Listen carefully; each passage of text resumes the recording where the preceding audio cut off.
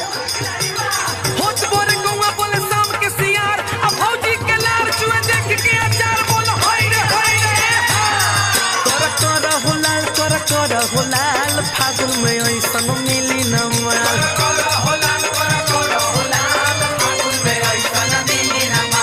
फागुन में ऐसन मिली न माल फागुन में ऐसन मिली न माल कर हो लाल फागुन में ऐसन मिली न माल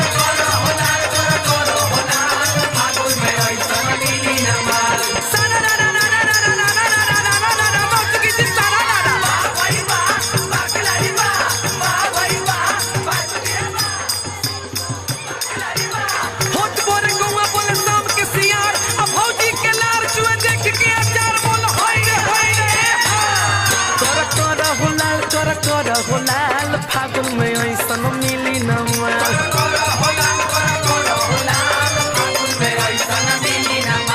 फागुन में ऐसन मिली न माल फागुन में ऐसन मिली न माल कर हो लाल फागुन में ऐसन